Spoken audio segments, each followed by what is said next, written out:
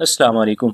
अगर आप इस चैनल पर नए हैं तो चैनल को लाइक करें, सब्सक्राइब करें और बेल आइकन को लाजमी दबाएं।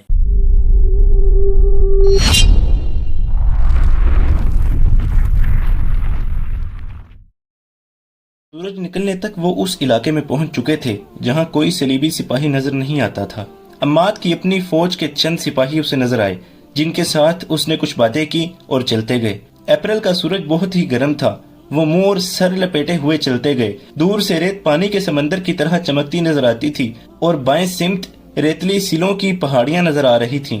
सफर के दौरान वो आपस में कोई बात न कर सके। गर्मी के अलावा उन लाशों ने भी उन पर खामोशी तारी कर रखी थी जो उन्हें इधर उधर बिखरी हुई नजर आ रही थी। कोई एक भी लाश सालिम नहीं थी। गिद्धों और दरिंदों ने उनके एज़ा अलग अलग कर दिए थे। बाज लाशों की सिर्फ हड्डियां और खोपड़ियां रह गई थीं। अम्माद ने लड़की से कहा, ये तुम्हारी कौम के सिपाही हैं। ये उन बादशाहों की ख्वाहिशों का शिकार हो गए हैं जो इस्लामी सल्तनत को खत्म करने बरतानिया, फ्रांस, जर्मनी, इटली और ना जाने कहां कहां से आए हैं।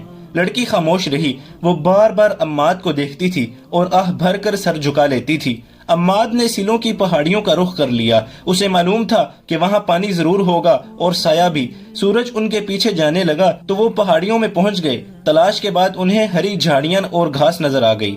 एक जगह से पहाड़ी का दामन फटा हुआ था, वहां पानी था। वो घोड़ों से उतरे, पहले खुद पानी पिया, फिर घोड़ों को पानी पीने के लिए छोड़ दिया और साये में बैठ गए। तुम कौन हो? लड़की ने उससे पूछा। तुम्हारा नाम क्या है? कहाँ के रहने वाले हो? मैं मुसलमान हूँ, अम्माद ने जवाब दिया। मेरा नाम अम्माद है और मैं शामी हूँ। रात ख्वाब में तुम किसे याद कर रहे थे? याद नहीं रहा, अम्माद ने कहा। मैं शायद ख्वाब में बोल रहा हूँगा। मेरे साथी मुझे बताया करते हैं कि मैं ख्वाब में बोला करता हूँ। तुम्हारी माँ है, बहन है? लड़की ने पूछा और कहा, तुम शायद उन्हें याद कर रहे थे। थी कभी, अम्माद ने आह भर कर कहा। अब उन्हें ख्वाब में देखा करता हूँ। लड़की ने उससे सारी बात पूछने की कोशिश की, लेकिन अम्माद ने और कुछ नहीं बताया। उसने लड़की से कहा, तुमने अपने मुताल्लिक झूठ बोला था। मुझे पूछने की कोई जरूरत नहीं कि तुम कौन हो। मैं तुम्हें मुतल्लका हाकिम के हवाले करके वापिस आ जाऊंगा। अगर सच बोल सको तो अपने मुताल्लिक कुछ बता दो, लेकिन ये ना कहना कि तुम उन सलीबी लड़कियों में से नहीं जो हमारे मुल्क में जासूसी के लिए आती हैं। तुम ठीक कहते हो, लड़की ने कहा। मैं जासूस लड़की हूँ। मेरा नाम एयोना है।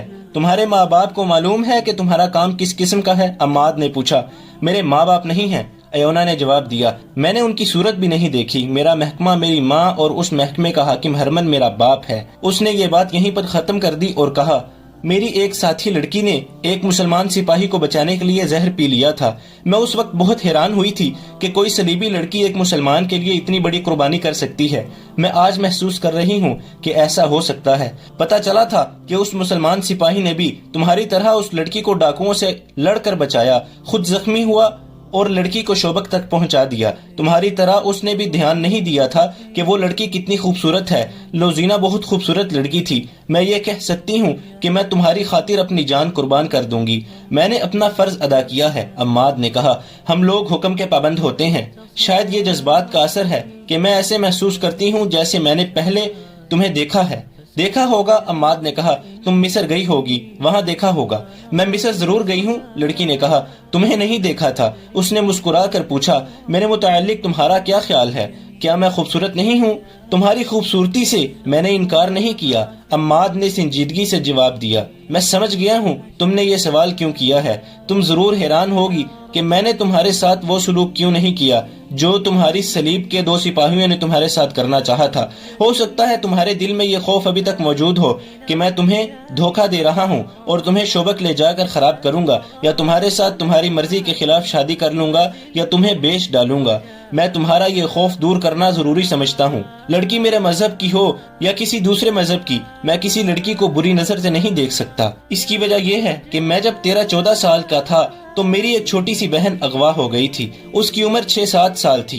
16 साल गुजर गए, उसे शोबक के ईसाई उठा ले गए थे। मैं नहीं जानता कि वो जिंदा है या मर गई है। अगर जिंदा है तो किसी अमीर के हरम में होगी या तुम्हारी तरह जासूसी करती फिर रही होगी। मैं जिस लड़की को देखता हूँ उसे अपनी बहन समझ लेता हूँ। उसे बुरी नजर से इसलिए नहीं देखता कि मेरी गुमशुदा बहन ही ना हो। मैं तुम्हें सिर्फ इसलिए शोबक ले जा रहा हूँ कि महफूज रहो। मैं जानता था कि सहरा में अकेले जाने और पैदल चलने से तुम्हारा क्या हशर होता और तुम किसी के हाथ चढ़ जाती تو تمہارا حال وہی ہوتا جو تمہارے اپنے صلیبی بھائی کرنے لگے تھے۔ مجھے اپنی خوبصورتی کا احساس نہ دلاؤ، میں اس احساس کے لحاظ سے مردہ ہوں۔ مجھے لذت ان صحراؤں میں صلیبیوں کے تعاقب میں گھوڑا دوڑاتے اور ان کا خون بہاتے ملتی ہے۔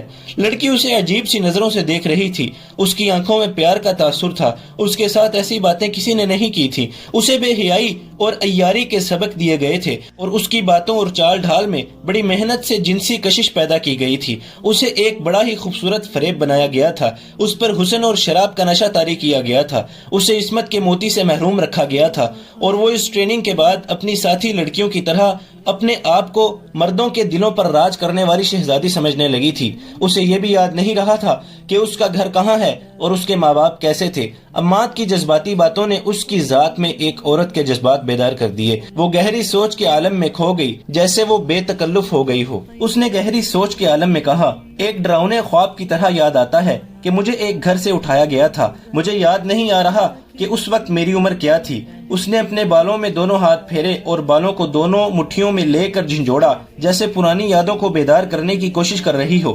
اس نے اکتا کر کہا، کچھ یاد نہیں آتا، میرا ماضی شراب اور عیش و عشرت اور حسین عیاریوں میں گم ہو گیا ہے۔ میں نے کبھی بھی نہیں سوچا کہ میرے والدین کون تھے اور کیسے تھے۔ مجھے کبھی ماں باپ کی ضرورت محسوس نہیں ہوئی، میرے اندر جذبات تھے ہی نہیں۔ مجھے معلوم ہی نہیں کہ مرد باپ اور بھائی بھی ہو سکتا ہے۔ مرد مجھے اپنی تفریح کے استعمال کی چیز سمجھتے ہیں، لیکن میں مردوں کو استعمال کیا کرتی ہوں۔ جس پر میری خوبصورتی اور میری جوانی کا نشہ طاری نہ ہوا، اسے میں حشیش اور شراب سے اپنا غلام بنا لیا کرتی ہوں۔ مگر اب تم نے جو باتیں کی ہیں، انہوں نے مجھ میں وہ حسین بیدار کر دی ہیں جو ماں باپ بہن اور بھائی کا پیار مانگتی ہیں۔ اس کی بے چینی بڑھتی گئی، وہ رک رک کر بولتی رہی، پھر بالکل ہی چپ ہو گئی۔ کبھی اماد کو ٹکٹکی باندھ کر دیکھنے لگتی اور کبھی اپنے سر پر ہاتھ رکھ کر اپنے بال مٹھی میں لے کر جھنڈوڑنے لگتی۔ وہ دراصل گمگشتہ ماضی اور حال کے درمیان بھٹک گئی تھی۔ اماد نے جب اسے کہا کہ اٹھو چلیں، تو وہ بھولے بھالے معصوم سے بچے کی طرح اس کے ساتھ چل پڑی۔ ان کے گھوڑے انہیں پہاڑی علاقے سے بہت دور لے گئے تو بھی وہ اماد کو دیکھ رہی تھی۔ صرف ایک بار اس نے ہنس کر کہا، مرد کی باتوں اور وعدوں پر میں نے کبھی اعتبار نہیں کیا۔ میں سمجھ نہیں سکتی کہ میں کیوں محسوس کر رہی ہوں کہ مجھے تمہارے ساتھ جانا چاہیے۔ اماد نے اس کی طرف دیکھا اور مسکرا دیا۔